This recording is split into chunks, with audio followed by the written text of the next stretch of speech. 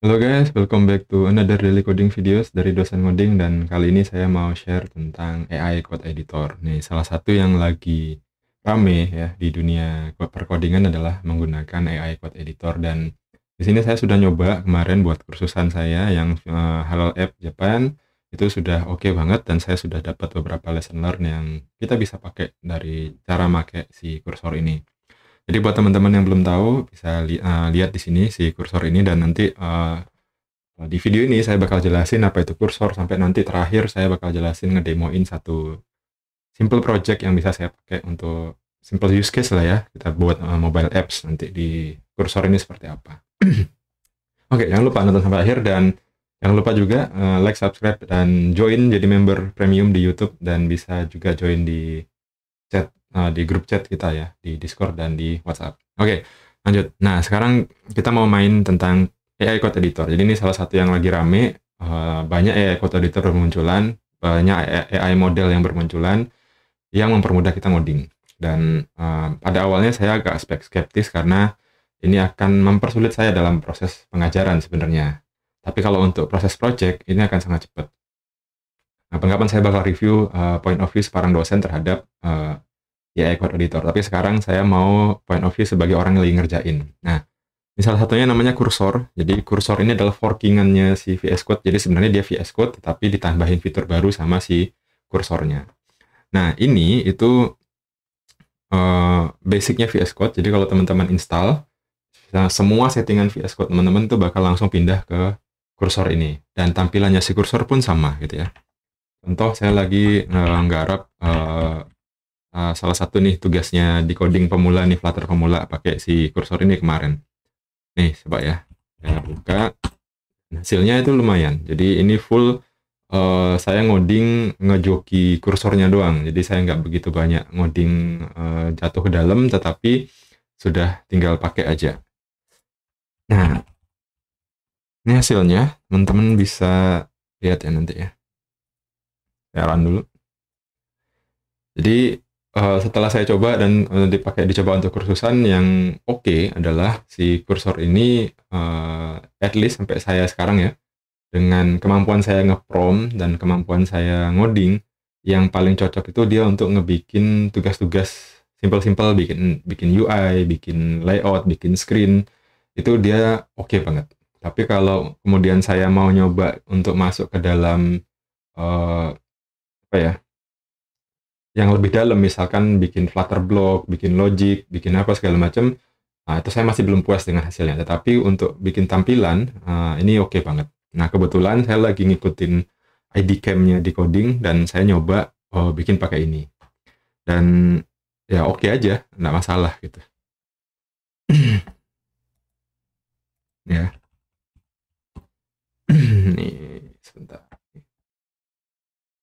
Nih, ini screen yang dibuat sama si AI-nya, tapi saya yang joki spesifikasinya gitu ya. Saya minta spesifikasinya begini, begini, kemudian nanti dia bisa ya menginterpretasikan apa yang saya perintahkan itu menjadi sebuah screen yang lengkap kayak gini.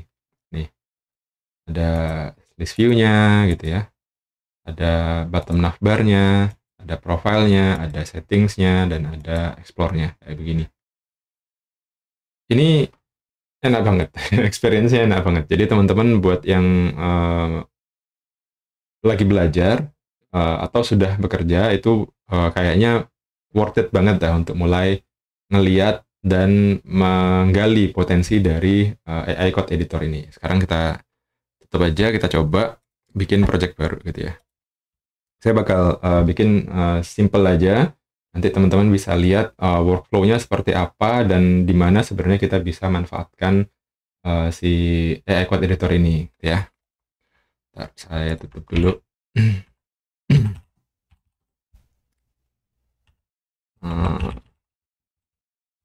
Filter create YT cursor ya. Kita bikin aplikasi baru kursor ya. Karena saya masih pakai VS Code juga, jadi saya pakai kursornya di sini. Shortcutnya di situ, kursor. Oke.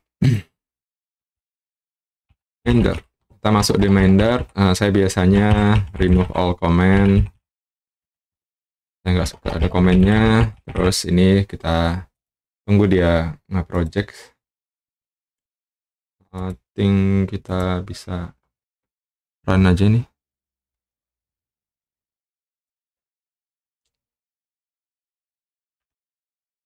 Tunggu dulu ya.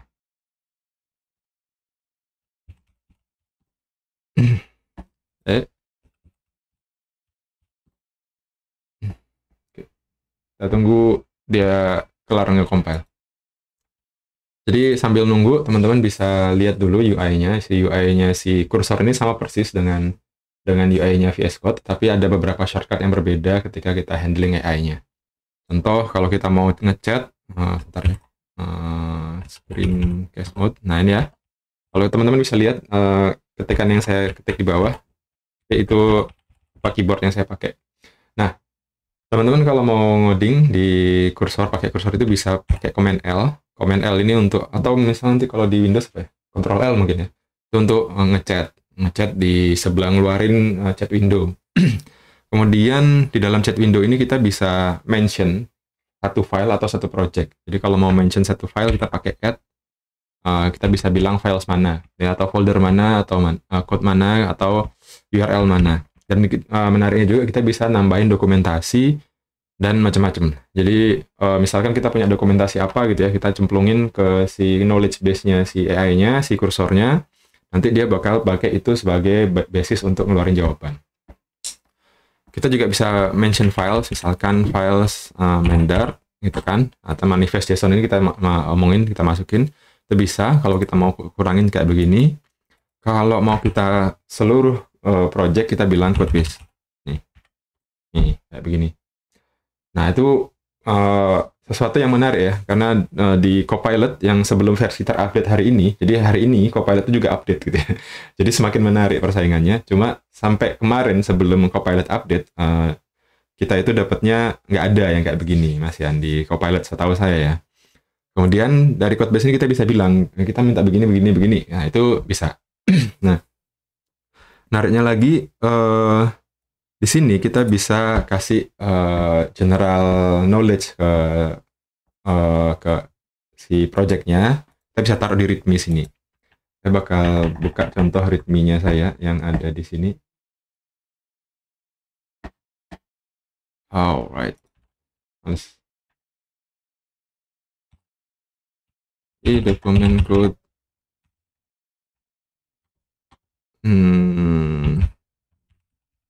Saya buka yang codingan yang lama ya. Saya punya readme-nya di sini. Nah, ini jadi nih. Jadi saya punya ada task kan di coding pemula itu, ada tugas di coding pemula, suruh ngapain aja, suruh gini. Oke. Terus saya detailkan. Nah, jadi ini pekerjaan kita setelah kita punya AI begini. Si AI itu nggak bisa memahami pikiran kita tuh out of the box gitu. Jadi kita harus mencurahkan pikiran kita itu ke dalam sebuah tulisan. Nah, mencurahkannya itu dalam bentuk apa? Bisa dalam bentuk readme, bisa dalam bentuk yang lain-lain. Nah, ini saya bikin kayak begini. Aplikasi ini dibuat, ini tugas akhir Recoding Academy misalkan. Terus ada fiturnya ini, fitur ini. Saya kopas saja dulu. Nah, di sini saya hapus. Sorry. Nih. Untuk demo ini saya mau bikin simple aja. Ada login, register, home, segala macam ini. Email dan password menggunakan, nah ini ya. Ini menggunakan stateful widget. Terus ya kita kasih tahu aja kita pengennya apa gitu. Kita masuk ke aplikasi, dapat menggunakan email password menggunakan stateful widget. Data email dan password ini dikirim ke home screen dan ditampilkan dalam bentuk nggak usah list card, kita mau tampilkan dalam di itu notifikasi yang di bawah itu apa namanya ya, bukan list card. Aduh lupa ya, bukan list card. Aduh, scaffold.message itu loh. Apa ya. snack bar. Nah, nih di CIA-nya tahu nih saya pengen apa, dia nambahin snack bar. Terus register menggunakan email dan password. Nggak usah. Halaman utama begini. Nah, ini kita buat simple aja kayak begini. Kemudian kita mulai ngobrol sama si AI-nya. Ini. Nah, kadang saya pakai bahasa Inggris, kadang saya pakai bahasa Indonesia. Si AI-nya paham sih. Cuma karena ini sudah ritminya bahasa Indonesia, kita coba aja bahasa Indonesia ya. Dan si AI-nya bisa kita pilih ya. Di sini mau pakai Cloud, mau pakai GPT, mau pakai yang mana. Nah, kebetulan ini saya pakai si Cloud. Jadi kursor editornya Cloud backend-nya. Jadi sebenarnya aplikasi yang ada embel-embel AI-nya itu in behind dia cuma API call doang ke Cloud itu. Ya, jadi hati-hati kalau ada buat pejabat-pejabat yang kena makan buzzword segala macam AI, sebenarnya itu cuma API call. Oke, kita coba. Saya mau buat aplikasi ini. Ada login screen, ada register screen, dan ada homepage yang memiliki bottom navbar 4 bottom navbar, apa ya, home, profile, explore. Jangan ya, home itu adalah halamannya ya, maksudnya saya itu home itu halamannya, ada explore, screen, terus apa tuh, profile screen, favorit screen, dan setting screen. Ini udah kita lempar aja dulu. Nah, ini dia mengupdate ya. Mengupdate ini kemudian kita, nah di sini kalau kita main sama AI itu kita bisa dikasih pilihan, kita oke, kalau kita oke nanti kalau kita oke nanti kita apply. Nah, ini dia ngupdate readme-nya kan. Nih, oke. Main navigation bar. Dia nambahin aneh-aneh, search bar untuk mencari cepat segala macam. Nah, ini dia nge-recommend ya. Kita apply aja deh. Kalau kita apply ini sebenarnya nanti jadi banyak dan panjang pekerjaannya. Cuma saya pengen ngedemoin sesuatu aja di sini. Ini struktur folder, kita apply. Oh, bukan. Nah, ini nanti struktur foldernya gitu ya. Saya bilang, saya cuma pengen ini aja deh. Saya cuma butuh kamu membantu membuat layout dan halamannya saja gitu ya. Kita tahu lagi, kita butuhnya cuma mau bikinin aja gitu. Nah, ini dia sudah ngupdating berbagai macam hal, tetapi yang penting adalah kita itu kasih perintah yang jelas dan kita kasih ekspektasi yang jelas juga, sama kita tuh harus punya basic knowledge. Jadi nah ini key point-nya buat mahasiswa ya, jangan langsung pakai AI, tapi pahamin dulu basic knowledge-nya, day to day pekerjaannya seperti apa pakai yang biasa tanpa AI. Nanti baru teman-teman ketika butuh cepet untuk mempercepat itu baru kita main pakai AI. Tapi kalau kita langsung main AI ketika belajar, nah itu agak risiko gitu. Karena nanti pekerjaannya cuma klik kopas apply. jadi nggak tahu, dan bisa jadi yang dibuat itu salah gitu. Nah, ini kita coba. Nah, di sini nanti ketika dia ngeluarin rekomendasi itu kita bisa ngeklik filenya nih yang kayak gini. Nah, terus kita bisa lihat file ini, kita bisa apply. Nanti dia bakal kasih tahu kayak git change gitu, perubahannya apa. Yang merah ini bakal diganti dengan yang hijau gitu ya. Nah, ini kita bisa accept di sini, kita bisa accept di sini. Kita bisa reject juga. Saya accept aja. Ini error. Nah, jadi kalau teman-teman bermain ini ya harus biasa, emang udah bisa ngoding gitu. Nah, ini errornya apa ya? Karena emang screen-nya belum ada gitu kan. Nah, di sini kalau kita ada file yang belum pernah dibuat, kita bisa klik sini. Terus, nah kita bisa bikin create file di sini. Nah, ini kita create, terus kita apply. Nih, kita accept. Kemudian dia sama ya, main screen-nya belum ada. Nih, screen-nya belum ada, main screen belum ada. Kita biarin aja. Kemudian kita masuk ke sini.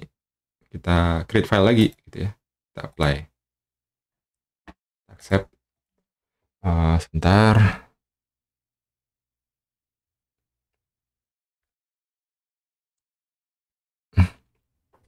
Kita accept, dia udah bikinin ini. Tapi kayak tadi, kalau teman-teman belum punya basic, sepertinya sebaiknya jangan main ini untuk mengerjakan project, tapi gunakan si AI-nya untuk belajar, itu bisa. Tetapi kalau untuk ngerjain tugas ya, yang memang harus dikerjain manual, nah ini yang harus menjaga dan menahan diri untuk kerjakan aja sebaik mungkin gitu. Kecuali kalau mau sudah paham gitu. Ini nanti challenge sih buat dosen-dosen. Main screen ini belum ada gitu kan. Kita create filenya, kita apply. Nih, kita accept. Nah, ini macam-macam screen lagi kan, ada explore segala macam. Ya udah, kita biarin aja dulu nih. Home screen-nya udah. Kita create lagi. Kita apply. Nih. Wait a minute. Main screen, ada home screen gitu kan. Nah, ini dia udah mengenerate banyak file nih, tapi kan masih error.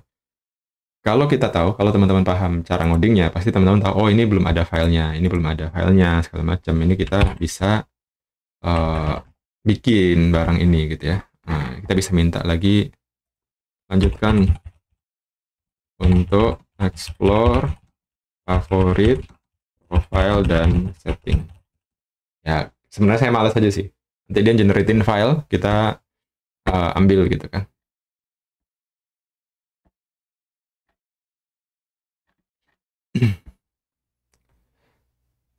Hati-hati tapi kalau salah ngemainkannya atau mengasih perintahnya nanti lama. Ya sama kayak saya kemarin di course itu lama, lama banget, 2 jam ngezoom. Ya udahlah, kita skip, lanjut besok ya gitu.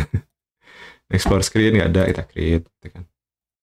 Jadi ya untuk pekerjaan yang apa ya, yang males-malesin gitu ya, karena saya paling males sih bikin UI gitu kan. Udah tambah aja lah pakai AI bikin. Nanti kita perbaikin pelan-pelan. Profile screen juga kita accept. Ini dia udah ngawur sih ini. Udah sesuka-sukanya dia aja nih bikin. Karena saya nggak ngasih perintah yang jelas kan. Dah. Spek YAML apa nih? Salah. Ini udah login screen. Register screen. Oke.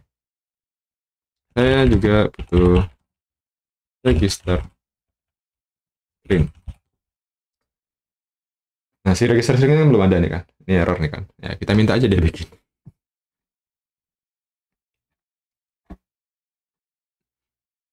Nah, macam-macam kan. Ya udah, biarin aja. Sebenarnya kalau teman-teman mau nge-query yang benar ke AI-nya adalah kasih tahu register screen saya butuh inputnya ini.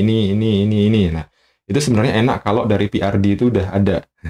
Nah, biasanya kelakuannya kita, karena kita itu sukanya langsung ngoding, itu nggak lihat PRD dan nggak lihat yang lain-lain, itu jadinya masalah.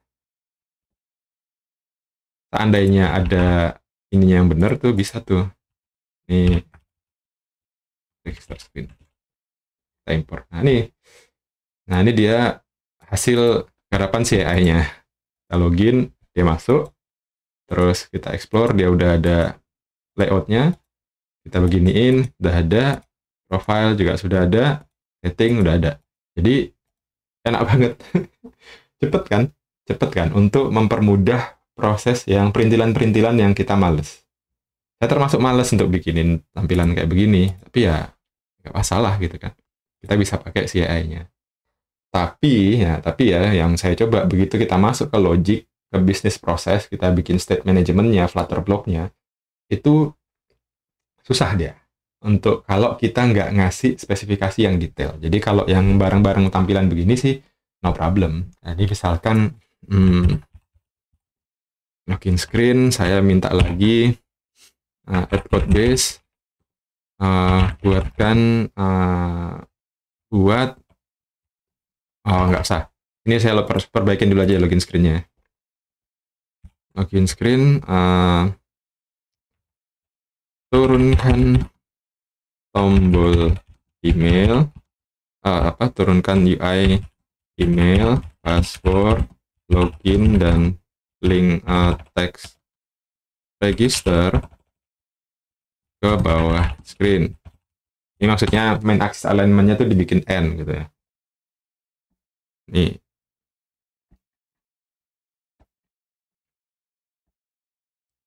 Kolom center. Kok gini dia? Salah nih. Bukan. Salah. Ini N. Nah, gini loh. Ya, kadang AI-nya juga nggak bisa ya. Nah, ini ada overflow gini ya. Nah, ini kita bisa tanya nih. Screen-nya ada overflow. Tolong diperbaiki. Nah, ini saya tahu perbaikannya itu pakai expanded gitu ya. Cuma kita biarin aja dulu dia bisa nggak nge-fixing. Nah, dia itu mainnya pakai single child scroll view gitu ya. Nah, ini juga bisa. Ini solusi yang juga boleh-boleh aja. Nah, kalau pakai single child scroll view jadinya kayak begini gitu kan. Nah, tapi saya maunya dia ini di end. Nah, ini kan dibalikin lagi kan sama dia kan. Dan kita taruh di bawah. Nggak mau. Nah, ini susahnya ini. Nah, saya ilmunya ini kurang nih masalah ini. Coba lagi. Oke, overflow hilang, tapi saya mau tampilan email, password, login, dan don't have account ada di bawah layar. Harusnya sih pakai expanded. Pakai flex ya. Flex bisa, expanded bisa.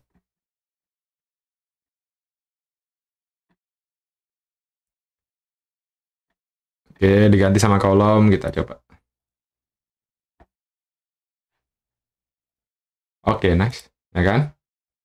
Nah, nice toh? Nah, ini bisa. Nah, jadi teman-teman bisa melakukan ini sambil belajar dan sambil ngecek dia pakai teknik apa. Jadi jangan cuma langsung kopas, tapi lihat dia ngasih solusi apa. Dia ngasih solusi pakai fleksibel. Jadi emang fleksibel expanded itu adalah widget yang untuk ngeflex gitu ya. Nah, ini dia bisa untuk mengatasi masalah yang overflow tadi. Oke, ini nice. Ini nice gitu kan. Kita masuk login, UI-nya sudah dibuatin sama dia. Ini kan.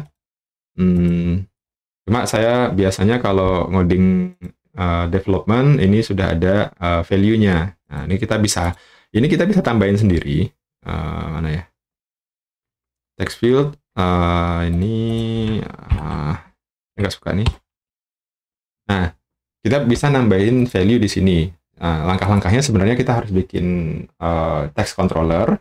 Terus nanti kita tambahin text controller di sini, kita setup value-nya, tapi ini kita harus ubah menjadi stateful widget. Nah, ini langkah yang lumayan panjang gitu ya, tapi saya males. Nah, saya bilang aja ke sini, saya ingin ada default value untuk email dan password. Kasih aja. Nah, lihat ya, dia ngerubah dari awalnya stateless widget menjadi stateful widget. Nah, ini langkah-langkah sih, langkah-langkah yang karena saya sudah tahu, saya males ngodingnya. Tapi saya tahu gitu. Nah, buat teman-teman sekali lagi ya, buat teman-teman yang lagi belajar jangan kayak gini. Ya. Nah, ini bikin controller, text editing controller bisa kita setup teksnya apa? Kita bisa setup value-nya gitu kan. Ini setiap kita nambahin controller kita harus pasang dispose. Nah, tuh, enak ini kan? Kita reload. Nah, ini udah ada, ya kan? Nah, ada lagi, misalkan kita bakal lanjutin sampai dia ngirim ya. Habis itu teman-teman bisa cek sendiri. Bisa continue sendiri lah, kita lanjutin sendiri. Nah, terus habis gini dia mau ngapain? Kita mau kirim ini data ke login gitu kan, ke snack bar. Nah, kalau kita mau kirim data itu sebenarnya kita harus kirim data itu bisa pakai parameter ketika kita instance widgetnya gitu kan. Nah, dia ada navigation sini nih, di bawah sini nih. Navigationnya mana? Nah, nih. Kita bakal lempar ke main screen, kemudian kita bakal kasih parameter gitu kan. Nih, sorry. Nah, kita bisa langsung aja ngomong di sini. Bisa dikerjakan sendiri, bisa dipakai ini ya. Cuma, ya sekali lagi, saya males. I want to send email and password to the main screen and show them in a snack bar. Ya. Nah, login screen, lihat ya, dia merubah apa aja gitu ya. Nih, sebentar, nih material page routernya, gitu kan? Dia manggil main screen, tetapi dia nambahin parameter, teman-teman. Nah, ini sekali lagi knowledge yang teman-teman harus tahu. Kalau belum tahu, jadinya ini proses belajar ya, bukan proses mengerjakan. Kirim parameter ke main screen. Main screen awalnya stateless widget, itu harus diubah menjadi stateful widget sebenarnya. Ini kalau dijalanin error ini. Nah, ini kita apply. Kita accept. Tentu saja ini error, ya kan? Nih, main screen-nya kita harus update, kita harus tambahkan parameternya. Nih, apply. Accept. Oke. Apa ini?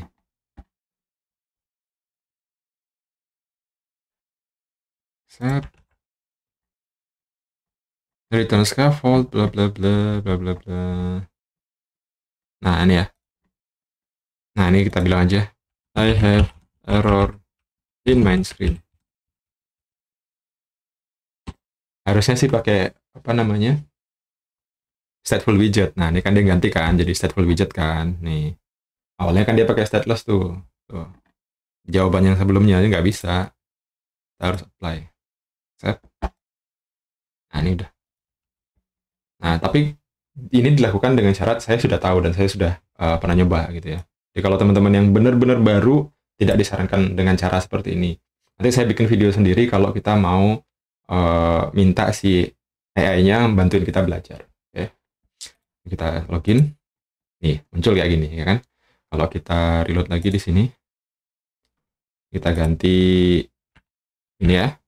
Kita login. Nah, dia udah sesuai nih parameternya. Jadi kita udah bisa nih mainin parameter, kasih layout, mintain layout kayak begini. Ini cepet banget ya. Gitu guys.